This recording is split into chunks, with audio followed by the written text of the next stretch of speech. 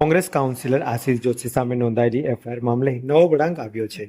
Advocate Hitesh Gupta police કર્મચારીઓની કથિત ગુનાહિત મિલીભગત અંગે ગંભીર આક્ષેપો સાથે કેટલાક પુરાવા રજૂ કરતા સમગ્ર મામલો ફરી ચર્ચાનો કેન્દ્રમાં આવ્યો છે. પ્રાપ્ત માહિતી મુજબ આશિષ જોશી સામે નોંધાયેલા ગુનાની તપાસ દરમિયાન અનેક પ્રશ્નો ઉભા થયા હતા. આ મામલે એડવોકેટ હિતેશ ગુપ્તાએ મીડિયા સમક્ષ દાવો કર્યો હતો કે કેસમાં કેટલાક પોલીસ કર્મચારીઓની શંકાસ્પદ ભૂમિકા સામે આવી રહી છે. તેમણે આક્ષેપ કર્યો હતો કે સમગ્ર કાર્યવાહી દરમિયાન નિયમોને અવગણના કરવામાં આવી હતી અને કેટલાક તથ્યોને દબાવવાનો પ્રયાસ થયો હોવાનું જણાઈ રહ્યું છે. એડવોકેટ હિતેશ ગુપ્તા જણાવ્યું હતું કે તેમની પાસે એવા દસ્તાવેજી અને ટેકનિકલ પુરાવા છે જે પોલીસ કર્મચારીઓની સંભવિત મિલીભગત તરફ ઇશારો કરે છે. તેમણે સમગ્ર મામલે નિષ્પક્ષ તપાસની માંગ કરી છે. આક્ષેપોને પગલે રાજકીય તથા કાનૂની વર્તુળોમાં ચર્ચાનો માહોલ ગરમાયો છે. બીજી તરફ પોલીસ તંત્ર તરફથી આ મામલે સત્તાવાર પ્રતિક્રિયા સામે આવી નથી. હાલ સમગ્ર મામલે વધુ તપાસ અને કાનૂની કાર્યવાહી પર સૌની નજર મંડાઈ રહી છે. અત્યંત મહત્વની જે બાબતો સામે આવી છે, જેમ કે સ્થાનિક સ્વરાજની આ ચૂંટણીમાં તારીખ 24/4/26 રોજ સંખેડા પોલીસ સ્ટેશન ખાતે એક આરોપી પ્રમોદ પ્રેમ નારાયણ પાંડેની સામે એક ફરિયાદ નોંધાઈ છે અને જે ફરિયાદમાં દારૂની બોટલ મંગાવનાર આરોપી તરીકે વોર્ડ નંબર 15 જે તે વખતના ઉમેદવાર અને પછી જીતેલા કોર્પોરેટર એવા આશીષભાઈ જોશીનું નામ જ્યારે આ મામલે સામે આવ્યું ત્યારે સતત બધા માટે જે ચોંકાવનારી બાબત હતી, પરંતુ ખબર હતી કે જે પ્રકારે એ લોકોની વચ્ચે જઈ રહ્યા હતા, જીત એમની નિશ્ચિત હતી અને એટલે જ કદાચ એમને એક આ સંખેડા પોલીસ સ્ટેશનની ખોટી ફરિયાદમાં ટાર્ગેટ કરવામાં આવ્યા. જેમ જ ખબર પડી કે આ એક ફરિયાદ નોંધાઈ છે એટલે તાત્કાલિક ધોરણે પ્રથમ તો મુખ્યમંત્રી શ્રીથી લઈને પોલીસ અધિક્ષક સાહેબ શ્રી, જ્યારે છોટાઉદેપુરના એસપી તમામને લેખિતમાં તમામ વિગતો સાથે આશીષભાઈ જોશી દ્વારા એક રિપ્રેઝન્ટેશન કરવામાં આવ્યું. આશીષભાઈ જોશીએ પોતાનો નાર્કો ટેસ્ટ, સાયન્ટિફિક ટેસ્ટ, બધા પ્રકારના વૈજ્ઞાનિક પદ્ધતિઓથી તપાસ કરાવવાની પોતાની તૈયારી બતાડી અને 11મી મેના રોજ જ્યારે પ્રધાનમંત્રી શ્રી વડોદરા આવેલા હતા તે વખતે સંખેડા પોલીસ સ્ટેશનથી પોલીસ ઇન્સ્પેક્ટર જેયુ ગોહિલ એ પોતે વડોદરા આવે છે, આશીષ જોશીના ઘરે જાય છે અને આશીષ જોશીને ત્યાંથી લઈ જઈને પાણીગેટ પોલીસ સ્ટેશન ખાતે લઈ જાય છે. ત્યાં પારુલબેન પટેલ પણ ત્યાં હાજર હતા અને પારુલબેનની અને અન્ય પરિવારજનોની હાજરીમાં પાણીગેટ પોલીસ સ્ટેશન ખાતે જ્યારે પૂછપરછ થાય છે, આશીષ જોશી તમામ પુરાવા સાથે ક્લિયરલી કહે છે કે મને ખોટા કેસમાં ફસાવવામાં આવ્યો છે, મેં કોઈ ગુનો કર્યો નથી. અને છેવટે તમામ પુરાવા જોયા પછી પોલીસ ઇન્સ્પેક્ટર જેયુ ગોહિલ જે સંખેડા પોલીસ સ્ટેશનથી આવે છે એ આશીષ જોશીની ધરપકડ કર્યા વગર પરત જતા રહે છે અને બીજા દિવસે એક લેખિત નિવેદન આશીષ જોશી તરફથી સંખેડા પોલીસ સ્ટેશનને વિગતવારનું આપવામાં આવે છે કે જેથી કરીને એક નિવેદન પોલીસના રેકોર્ડમાં અને ચાર્જશીટમાં રહે. એક વિગતવારનું એક નિવેદન બી મોકલ્યું અને ત્યારબાદ 13મી તારીખે આપણે બધા જાણીએ કે એમને અરેસ્ટ કરવામાં આવ્યા. પરંતુ જે પ્રકારે એમની ધરપકડ અમદાવાદ ખાતેથી થઈ અને પછી 14મી તારીખે અને 15મી તારીખે કોઈ પણ પ્રકારની પૂછપરછ કર્યા વગર જાણે એમને જેલમાં ગોંધી જ રાખવા છે એ પ્રકારે એમને કન્ટિન્યુઅસલી લોકઅપમાં રાખવામાં આવ્યા હતા. કોઈ પણ પ્રકારની કોઈ તપાસના કામે કોઈ પૂછપરછ નથી થતી અને કોર્ટમાં લઈ જતાના ગણતરીના કલાક પહેલા એમને બહાર કાઢવામાં આવે છે અને એમની પૂછપરછ કરવામાં આવે છે. આ સમગ્ર મામલે જ્યારે એક દિવસના રિમાન્ડ માંગ્યા, રિમાન્ડ પૂર્ણ થયા, ત્યાર પછીનો જે ઘટનાક્રમ હતો એ ખરેખર ચોંકાવનારો અને પોલીસ ખોટું કરી જ રહી હતી પણ કેટલા હદે ખોટું કરી શકે છે એ બાબત સામે આવી. પોલીસે એકાએક 15મી તારીખે જ્યારે રિમાન્ડનો સમય પૂરો થાય છે તે દિવસે નામદાર કોર્ટમાં અરજી આપે છે કે આશીષ જોશી કે જેની સામે ભૂતકાળમાં 4 ગુના નોંધાયેલા હતા તેમને બીએનએસની કલમ 111(3) મુજબ ગુનો કર્યો છે એવો એક રિપોર્ટ નામદાર કોર્ટ સમક્ષ મૂકવામાં આવ્યો. હવે બીએનએસની કલમ 111 જે ઓર્ગેનાઇઝ ક્રાઇમની કલમ છે એ કલમની જોગવાઈ મુજબ કોઈ પણ બે વ્યક્તિઓ છેલ્લા 10 વર્ષમાં સાથે મળીને જો ગુનો કરતા હોય તો બીએનએસ ની કલમ 111 લાગે એની સામે. હાલના કેસમાં જ્યારે બીએનએસ ની કલમ 111 આશીષ જોશી પર લગાડવામાં આવી તો ભૂતકાળના જે 4 ગુનાઓ દર્શાવવામાં આવેલા હતા, કોઈ પણ ગુનામાં પ્રમોદ પાંડે નામનો કોઈ આરોપી નતો. એ પાછા જે એમાંથી બે ગુના હતા એ 2006 અને 2008 ના ગુના, એટલે 10 વર્ષ ઉપરાંતના ગુના હતા. અને એ બાબતે રજૂઆત કર્યા બાદ નામદાર કોર્ટે જ્યારે રિપોર્ટ મંજૂર કર્યો ત્યારે સ્થગિત કરવામાં આવ્યો. એ રિપોર્ટ 15 દિવસ માટે અપીલમાં જવા માટે પડકારવા માટેનો સમય આપ્યો. પરંતુ ત્યાર પછી પારુલબેન અને અમારી સમગ્ર ટીમે આ મામલે એક જાતે જ મહત્વની બીજી એક બાબત છે, એ છે આ એફઆઈઆર જે થઈ છે એ 24 તારીખના રોજ 24/4/2026 ના રોજ જે આશીષ જોશી સામે ફરિયાદ નોંધાઈ, જેમાં એકમાત્ર આશીષ જોશીનું નામ લેવા પાછળનું કારણ આવે છે કે પ્રમોદ પાંડે જણાવ્યું એટલે. હવે આ પ્રમોદ પાંડે ખરેખર કોણ છે? આ પ્રમોદ પાંડે ની સામે શું ભૂતકાળમાં કોઈ ગુનાઓ નોંધાયેલા છે કે કેમ, એ બાબતની જ્યારે તપાસ કરવામાં આવી તો એમાં પણ એક ઘટસ્ફોટ એવો થાય કે ડભોઈનો રહેવાસી આ બુટલેગર જે હિસ્ટ્રી શીટર છે, જેની સામે સંખેડા પોલીસ સ્ટેશનમાં જ તારીખ 11/9/25 ના રોજ એફઆઈઆર નોંધાયેલી છે. અને આ એફઆઈઆર માં બીએનએસ ની કલમ 111(3) કે જે 24 તારીખે જે ફરિયાદ નોંધાઈ છે સંખેડામાં, એમાં આ કલમ લગાડવામાં આવતી નથી. પરંતુ 11મી સપ્ટેમ્બરના રોજ જ્યારે એફઆઈઆર નોંધાઈ છે એમાં પણ પ્રમોદ પાંડેની સાથે સાથે બીજા 2 આરોપીઓ છે, જેમાં દારૂ મંગાવનાર અને દારૂ મોકલનાર એ બંને વ્યક્તિઓ આરોપી તરીકે છે. જ્યારે આશીષ જોશી સામે જે એફઆઈઆર નોંધવામાં આવી છે એમાં આજે પણ દારૂ મોકલનાર વ્યક્તિ જે છે એ જાહેર થતો નથી. આજે પ્રમોદ પાંડેનું ઇન્ટરોગેશન રિમાન્ડ પૂરા થઈ ગયા છે, આશીષ જોશીની પૂછપરછ પૂરી થઈ ગઈ છે, તેમ છતાં પણ દારૂ પ્રમોદ પાંડે કઈ જગ્યાએથી ઉઠાયો, 25 પેટી દારૂ, 299 બોટલો, જેમાંથી એક બોટલ ફૂટી ગયેલી હતી, એ ક્યાંથી એમને ઉઠાઈ છે એ પોલીસ તપાસમાં હજુ સુધી અકબંધ છે, ખુલ્યું નથી. પરંતુ જે ગુનાની બાબત કહીએ એ બને છે જે ગંભીરતા જેનાથી વધી જાય છે. 11/9/25 ના રોજ જે વ્યક્તિએ ફરિયાદ નોંધાઈ છે એ વ્યક્તિનું નામ છે રાહુલસિંહ ઘનશ્યામસિંહ. રાહુલસિંહ ઘનશ્યામસિંહ નામની વ્યક્તિ ફરિયાદ નોંધાવે છે. અને એ જ વ્યક્તિ 24 તારીખે પણ જે આશીષ જોશી વાળી ફરિયાદ છે એના પણ ફરિયાદી એ જ કોન્સ્ટેબલ છે. એટલે સરકાર તરફે બંને ફરિયાદ નોંધાવનાર વ્યક્તિ એક જ વ્યક્તિ. એટલે આ ફરિયાદી હવે એવું નથી કહી શકતો કે મને એવું નહોતું ખબર કે પ્રમોદ પાંડેની સામે 11/9/25 ના રોજ અમારા સંખેડા પોલીસ સ્ટેશનમાં કોઈ ફરિયાદ નોંધાયેલી છે. ગુનાહિત ભૂતકાળ વાળી વ્યક્તિ, ઓર્ગેનાઇઝ ક્રાઇમ ની જે કલમની એમને વાત કરી, તો જે આરોપી સામે 11/9/25 ના રોજ તમે એફઆઈઆર નોંધાવો છો, એની સામે તમે તપાસ કરો છો, એની ચાર્જશીટ નામદાર કોર્ટમાં દાખલ થઈ ગઈ છે અને સેશન્સ કેસ નંબર 2/26 થી બોડેલી સેશન્સ કોર્ટમાં એનો સેશન્સ કેસ નંબર બી પડી ગયો છે ને કેસ પેન્ડિંગ છે. તે દિવસે જ્યારે સપ્ટેમ્બર મહિનામાં આ આરોપીની ધરપકડ થઈ ત્યારે 9 ઓક્ટોબર 2025 ના રોજ સેશન્સ કોર્ટમાંથી પ્રમોદ પાંડેને જામીન મળેલા. જ્યારે હાલના કેસમાં આ બીએનએસ ની કલમ ન લગાડીને, જે બીએનએસ ની 111 ની કલમ બીજી ફરિયાદમાં પોલીસ લગાડતી નથી, અને જેના કારણે પ્રમોદ પાંડેને નામદાર કોર્ટમાંથી 25 તારીખના રોજ મેજિસ્ટ્રેટ સાહેબ જ જામીન ઉપર મુક્ત કરે છે. અને એમાં પણ એક ખૂબ જ મહત્વની બાબત જે સામે આવી રહી છે, નામદાર કોર્ટમાં 25 તારીખના રોજ જ્યારે જામીન અરજીની સુનાવણી થાય છે ત્યારે નામદાર કોર્ટ સમક્ષ જે રેકોર્ડ રજૂ કરવામાં આવ્યો એ રેકોર્ડમાં નામદાર કોર્ટના હુકમની એક લાઈન વાંચીશ.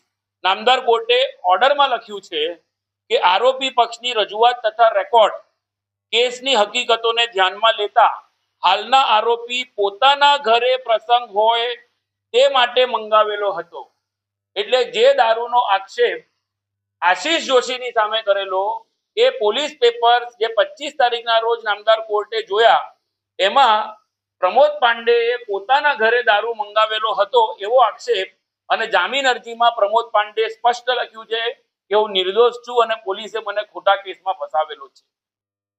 ત્યારે આ પ્રકારની પરિસ્થિતિનું નિર્માણ થયું અને જે અટક કરનાર અધિકારી આ કેસની અંદર જે પ્રમોદ પાંડેને અટક કરનાર જે અધિકારી હતા એ હતા જે.યુ. ગોહિલ, પોલીસ ઇન્સ્પેક્ટર, જે સંખેડા પોલીસ સ્ટેશનના પોલીસ ઇન્સ્પેક્ટર છે.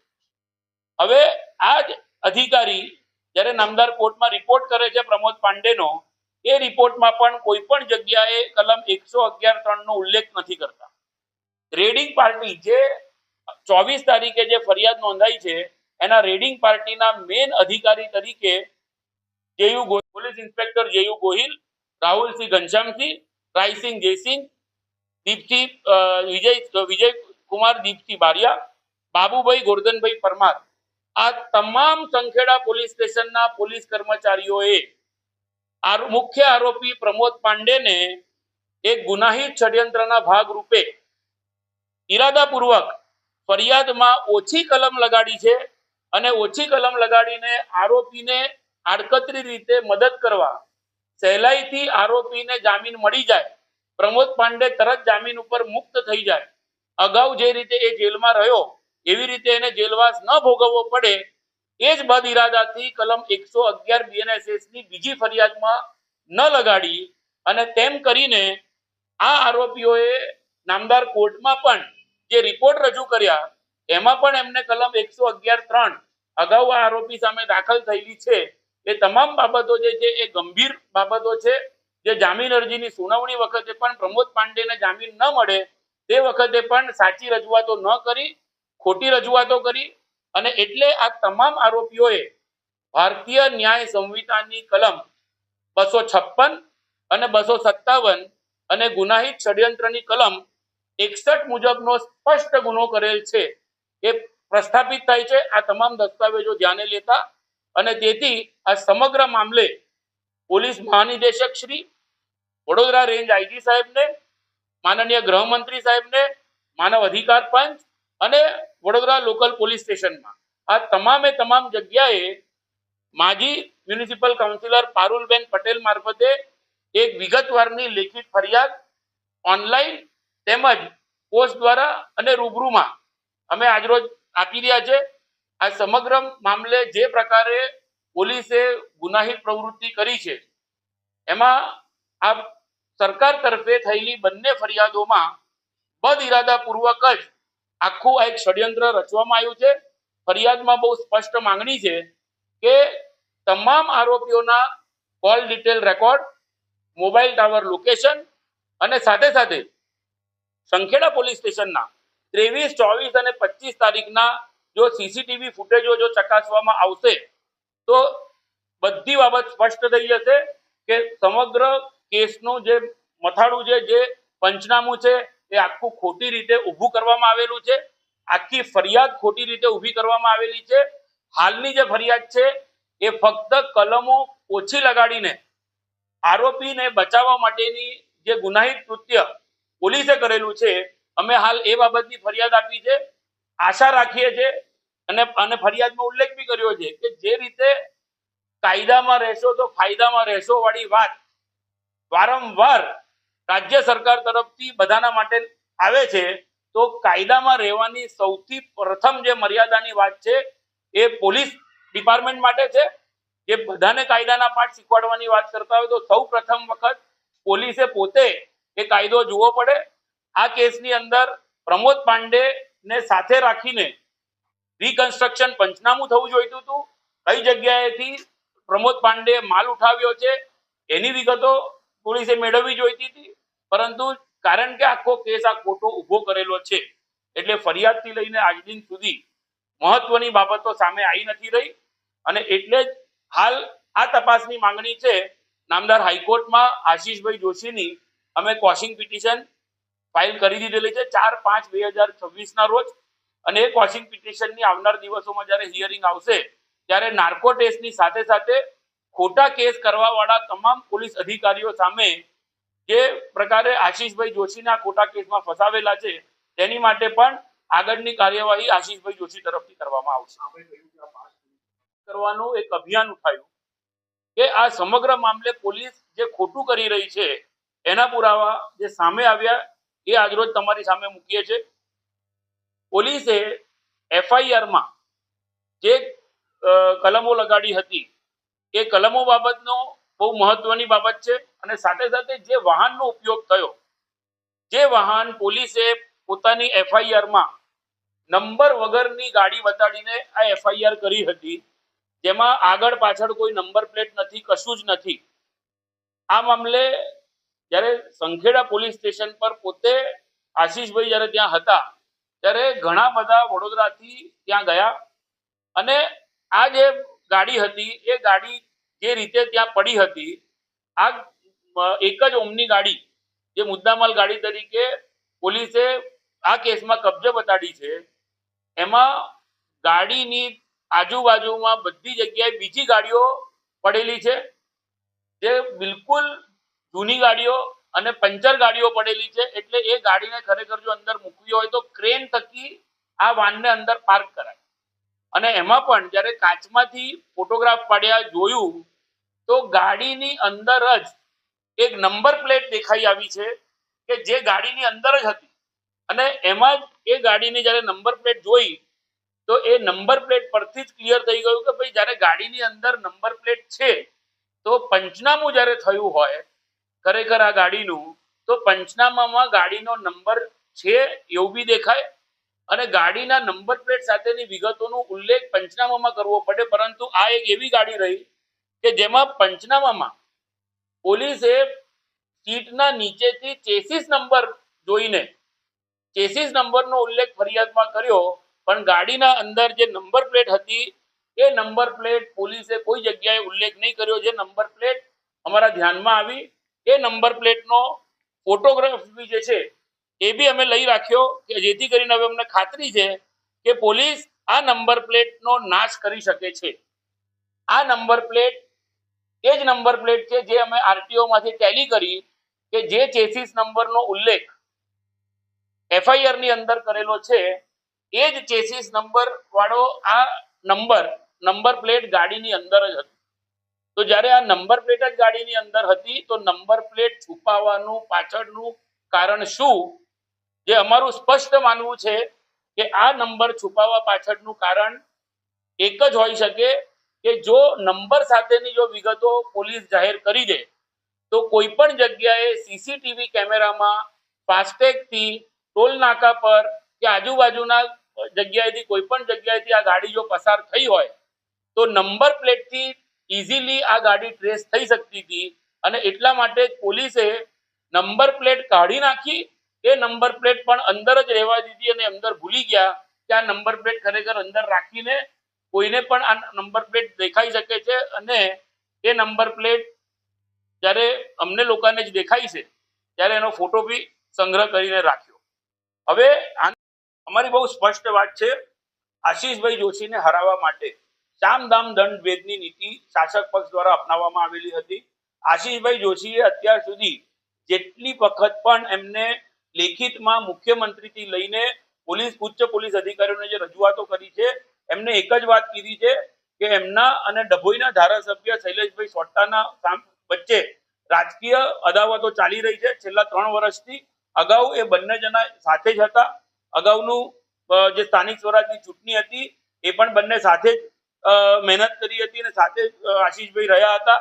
પરંતુ ત્યારબાદ એ બંનેની વચ્ચે જે કોઈ કારણોસર મતભેદ થયા છે એમાં એ મતભેદના કારણે એ વિવાદના કારણે આશીષભાઈ જોશીને ટાર્ગેટ કરવામાં આવી રહ્યા છે અને એટલે આ કેસની અંદર જ્યારે જોઈએ છે કે ડભોઈના જ ધારાસભ્ય સાથેના વિવાદની વાત છે અને ડભોઈનો જ બુટલેગર નીકળે છે તો ત્યારે સ્વાભાવિકપણે વડોદરાના કોઈ પણ કોર્પોરેટર એ ડભોઈના કોઈ બુટલેગરનો સંપર્ક કરે એ કદાપી માની શકાય નહીં. અને એમાં પણ એક બહુ મહત્વની બાબત એ છે કે 17/4/2026 થી પાનીગેટ પોલીસ સ્ટેશન દ્વારા આશીષભાઈ જોશી અને એમના પરિવારને સતત પોલીસ પ્રોટેક્શન આપવામાં આવેલું હતું. એક પોલીસ કોન્સ્ટેબલ સતત એમની જોડે ને જોડે રહેતા હતા અને એટલે જ આશીષભાઈ જોશી ભાઈ પાણીગેટ પોલીસ સ્ટેશન ની જ્યારે સતત નિગરાણીમાં હોય, પાણીગેટ પોલીસના કર્મચારી સતત એમની જોડે હોય, તો આવી રીતે કોઈ દારૂ મંગાવવો કે દારૂનો સપ્લાય કરવો એ વસ્તુ અશક્ય હતી. આ ખરેખર સમગ્ર મામલે અમે અગાઉ બી માંગણી કરી છે કે જો આરોપીઓનો નાર્કો ટેસ્ટ કરાવવામાં આવે, ખાસ કરીને જે પંચોના નામો લખવામાં આવેલા છે, આ 2 પંચોનું પણ જો એમને ઇન્ટરોગેટ કરવામાં આવે તો અમને બહુ ખાતરીપૂર્વક અમે કહી શકીએ છીએ કે આ સમગ્ર મામલે પંચનામાથી લઈને તમામ દસ્તાવેજો ખોટા ઊભા કરેલા છે. બાકી પોલીસે નંબર પ્લેટ છુપાવવાની કોઈ જરૂર ન હતી. એમને જે રીતે નંબર પ્લેટ છુપાઈને ખોટું પંચનામું ઊભું કરેલું છે એ જ સાબિત કરે છે કે પોલીસે શરૂઆતથી જ આ કેસની અંદર આ પ્લાન્ટેશનનો કેસ છે. મુદ્દામાલ ખરેખર 299 બોટલ જો આવી છે, 25 પેટીઓ જો આવી છે, તો એની વ્યવસ્થા કરનાર પોલીસ ખાતાના કયા વ્યક્તિઓ છે, કોના દોરી સંચારથી આ વ્યવસ્થા થઈ છે, એ આ જે આરોપીઓ છે, જો આ લોકોનું જ ઇન્ટરોગેશન ભવિષ્યમાં થશે તો એનાથી સ્પષ્ટ થઈ જશે. એટલે જ જ્યારે આ સમગ્ર મામલે પુરાવા એકત્રિત કર્યા છે. હવે પુરાવા એકત્રિત કર્યા પછી અમે કુલ 5 આરોપીઓ, જેમાં પોલીસ ઇન્સ્પેક્ટર જેયુ ગોહિલ, બંને ફરિયાદ કરનાર રાહુલસિંહ ઘનશ્યામસિંહ, પછી રેડિંગ પાર્ટીમાં બંને રેડમાં એક નામ જે કોમન આવ્યું છે એએસઆઈ રાયસિંગ જયસિંહ, જે અગાઉની રેડમાં બી દેખાય છે, હાલની રેડમાં બી દેખાય છે. પછી ઇન્વેસ્ટિગેટિવ ઓફિસર જેમનું ફરિયાદમાં જ નામ છે એ છે વિજયકુમાર દીપસિંહ બારિયા. અને આ બંને ફરિયાદોમાં એક ખૂબ જ મહત્વનું નામ જે આવી રહ્યું છે કે જે પીએસઓ કહી શકીએ, પોલીસ સ્ટેશન ઓફિસર, કે જે સ્ટેશન ડાયરીમાં એન્ટ્રી કરે અને સ્ટેશન ડાયરીમાં એન્ટ્રી કરીને ગુનો રજીસ્ટર કરે. આ બંને ફરિયાદમાં જ જણાવેલું નામ કે બંને ફરિયાદો જેમાં ગુનો રજીસ્ટર કરનાર પીએસઓ કોણ હતા, તો આ બંનેમાં એક જ નામ આવી રહ્યા છે, જે નામ છે પીએસઓ તરીકે બાબુભાઈ ગોરધનભાઈ પરમાર. એટલે સંખેડા પોલીસ સ્ટેશનના કુલ 5 પોલીસ કર્મચારી